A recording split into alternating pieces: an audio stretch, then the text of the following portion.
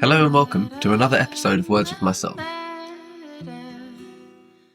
I am not exactly a patient man, but I do know the value of patience. I understand that it is necessary to be patient, but weighing up the balance between patience and action can often be difficult for me. As someone who tends to demand a lot from themselves, I always feel like I can do more, that I can produce more, that I can put more effort in, that I can sleep less hours and spend more minutes devoted to what I want to do and what I want to accomplish. And I've noticed a pattern of spinning the wheels, where effort wasn't necessarily required, but time was. And no matter how hard I was going to push, the problem wasn't a lack of effort or planning or execution. It wasn't a lack of care or attention. It was simply a matter of requiring time to mature. If you think of a plant, for example, there are things that a plant requires to grow. Things like sunlight, or oxygen, or food, or water. And without these things, the plant is either likely to not grow or to die. But if you give the plant too much of these things, if you expose it to too much sunlight, or you overwater it, the exact same thing is going to happen. The leaves begin to brown. They start to fall off. The plant starts to sag and die. And this is the exact same thing when we are executing on our ideas. We end up suffocating them by doing too much. We are trying to rush them through and not allow time for things to mature and breathe. And you may be really excited to achieve this thing or to accomplish it, or it's a big idea that you need in order to be successful in something. But that enthusiasm is what's going to end up bringing it down. Because you want to rush the process, you end up not allowing the time for it to grow organically. And this is the case with even initially successful businesses, where they take on too much too fast and try and scale too quickly and end up drowning because they don't have the foundations laid. They didn't take the time to mature properly and have all of the connections or the support or, some crucial aspect that is only achieved through going through the process. As much as we want to skip to the good bit, that process not only supports it, but also makes it real, makes it something worthwhile. Once you have endured the process, the reward at the end has that feeling behind it. You feel like you've worked for something and achieved something. If you did something and it required no effort or no real work, that achievement would lose its aspect of actually being rewarding, of having a sense of worth. But as I said, I'm not a patient man. Like I don't tend to think this way naturally. For me, it's, just this one thing. And then there's always another thing. It may be one thing that I'm trying to rush. And once I get here, then I'll enjoy it. Then I'll relax into it. Then I'll become a patient person. But that scope always creeps. There's always something more to want or something more you need. And no matter how quick you get things, no matter how quickly the reward comes or you can shortcut your way to something, all you will really be doing is shortchanging yourself out of the whole process and feeling of doing it. I mean, if we think about it, often people see the reward or the achievement is the doing the thing, like the accomplishing the thing, not the entirety of the process. It's the moment you get the certificate or the moment you get the money or the moment you get the prize or the trophy. That's the achievement part. But really, it's the entirety of what it made you. The process of what you had to become to achieve that thing. That is the true reward. The fact that you are capable of doing something amazing. That you are capable of giving something to the world. To say, hey, this is what I can do.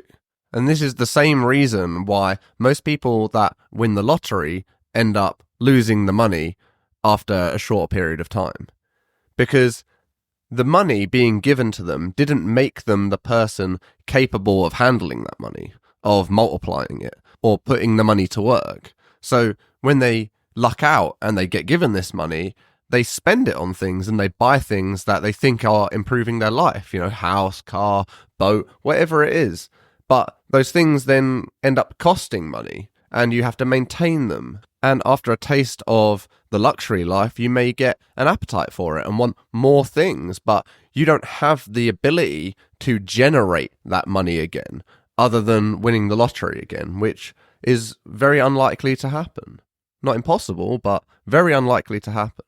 But somebody who started their own company, for instance, and made it profitable to earn that £1 million, you can take away that company or that million, and that person is still capable of doing that. And the chance of that person being able to start another business and make that into something that is profitable too, or making even more, is quite likely, especially considering the odds of the lottery versus starting a business.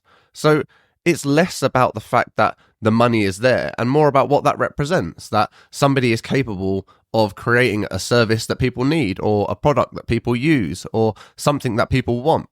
And all of those skills that you learn along the way is a big part of the reward. The fact that you become a better communicator, that you're better at marketing yourself, you understand psychology and emotion and managerial skills and leadership skills and financial literacy skills and everything else that comes along with it. And those things are worth so much more than $1 million. But those, of course, are two polar extremes. Often we're not looking for a quick shortcut straight to the top. We're just aggressively pursuing getting to the next step. But it's important to ask yourself if you have fully given the time required in order for you to get to that step. Because when I said I was an impatient man, that has also been one of the greatest skills that I've had.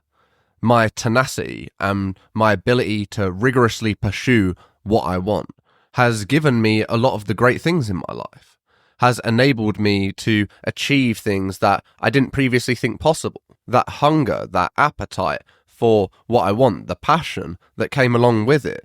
Where I've been successful, this was a massive contributing factor. But there is a time for action. There is a time for pursuit. And there is a time for patience. When you have done what is necessary, what is required, you cannot rush things along. You need to give things the time that they need in order to grow. And this principle can be applied to everything. Your businesses, your friendships, your relationships, your hobbies, your interests, everything. You need to give yourself the time to mature. But often we have expectations of ourselves. We want to be the best right now. We compare ourselves to whoever's the very best at what we do, or to people that have been doing what we're doing for much longer than we have. But it is almost paradoxical in the way that the more you pursue and the more you throw yourself into it and want to be the very best right away, you are more likely to get to that state quicker. But that doesn't mean that because it's quicker, that it's better. As we've already said, you could be rushing through important things. You could be missing steps, or you could be not allowing yourself to grow organically. You may not have what you need at the later stages. It's like a game where if you went from level 1 to the boss, you wouldn't have all of the armor and power-ups and everything else you need in order to defeat it. So you need to strike a balance between ensuring you are giving what needs to grow enough resources, while also making sure that you're not rushing things along, while you're not trying to cheat the process or skip steps or get things done quickly to the detriment of the thing itself. And there's no clear-cut answer for what achieves that balance. Every situation, every experience, every task, every relationship, everything is different. Only you will know. Only you are in the position to ask yourself those questions. Am I being impatient? Why do I want this to come right now? What do I need this for? Am I doing what it takes to accomplish this thing? Am I putting the hours in? Am I putting the effort in? And what does that look like? What is the expectation of myself on this?